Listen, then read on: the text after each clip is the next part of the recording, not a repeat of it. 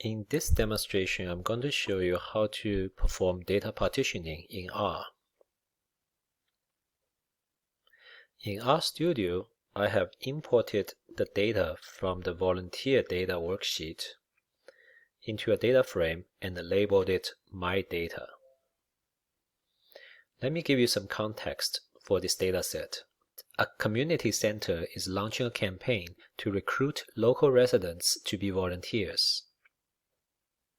They want to analyze a data set of 5,000 local residents and their past volunteer activities. The data includes sex, married, college, income, and volunteer as its variables. Sex, married, college, and income are the predictor variables that are going to be used to predict whether the local resident is willing to volunteer or not. The community center wants to build a model to help it identify the local residents who are more likely to accept the invitation to volunteer. As you can see in this example, the variable volunteer is going to be the target variable or the dependent variable, while sex, married, college, and income are going to be the predictor variables. In order to perform data partitioning, we need to first install a package called the caret in R. To install the caret package in R, you can go to Packages, Install, and type in the name of the package caret. And RStudio is going to look for a server where the code for the correct package can be downloaded and installed on your computer.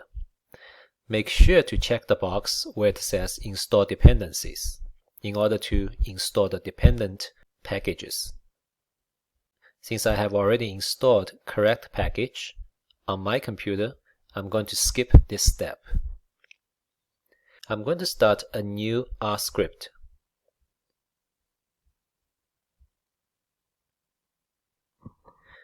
First, I'm going to launch the caret package by using the function library.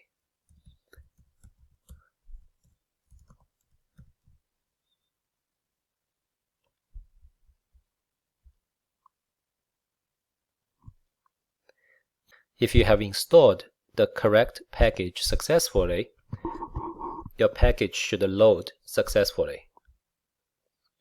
In this example, I'm going to partition the data into 60% for training and 40% for validation. Before we partition the data, we need to make sure that the dependent variable or the target variable of the data set is of the factor data type in R. To do that, I'm going to use the as.factor function to convert the volunteer variable into a factor variable.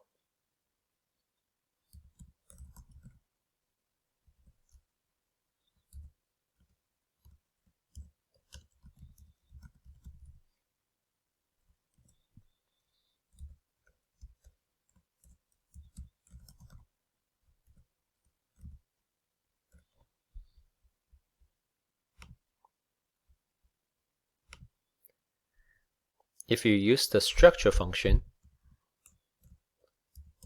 to inspect my data, it will show that now the volunteer variable has been converted into a factor variable with two levels, 0 and 1. 0 being the person did not volunteer in the past, and 1 being the person volunteered in the past. To partition the data, I'm going to use the create data partition function in the correct package. Since we are going to partition the data randomly, in order to ensure that all of us will get the same result or the same partition, I'm going to first set the random seed to 1 using the set.seed function.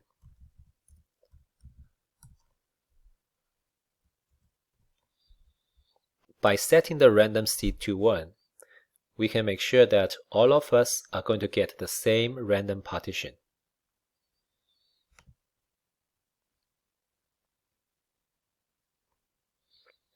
Using the create data partition function, it's going to provide you with a list of row numbers in your partition. So I'm going to store these row numbers in a new vector called myIndex.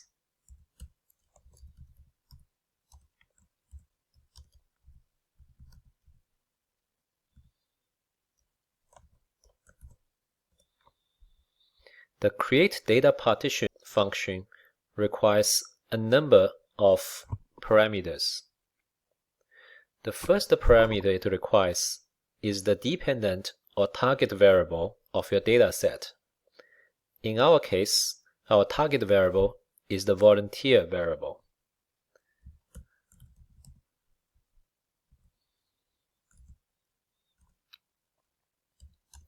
The second parameter it requires is the amount of data you want to partition.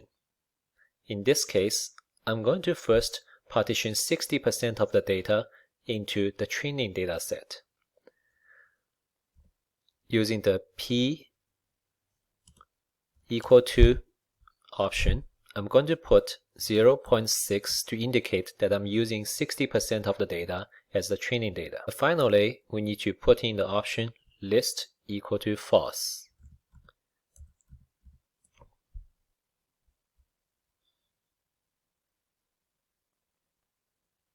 Now let's run this. There are many other ways to create data partitions. The advantage of using the create data partition function to partition data is that the function will help you maintain the same ratio of target and non-target class cases for both the training and validation data sets. We can take a look at the first few row numbers that are randomly selected by the create data partition function.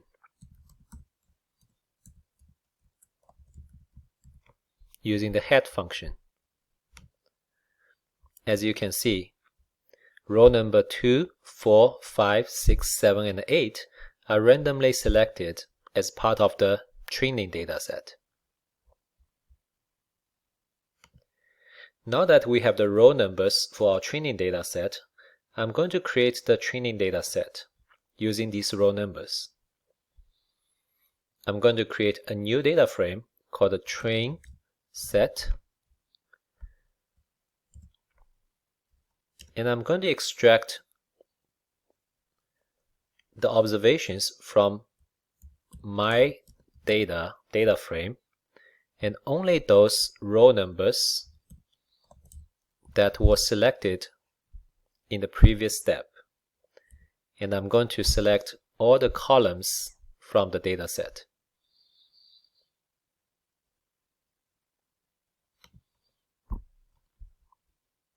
Let's run this and take a quick look at the first few observations of the training data set.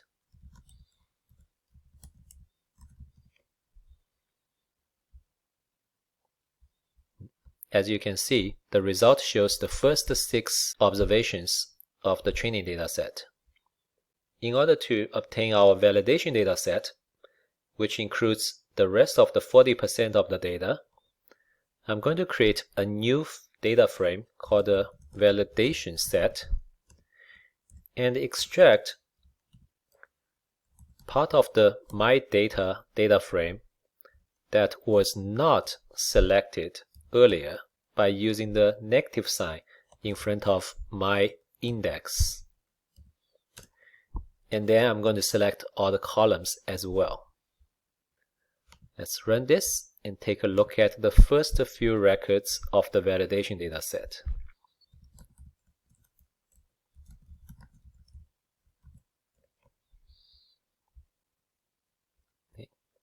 As you can see, the result shows you the first 6 records of the validation data set. Let's use the summary function to compare the summary of the training data set and the validation data set.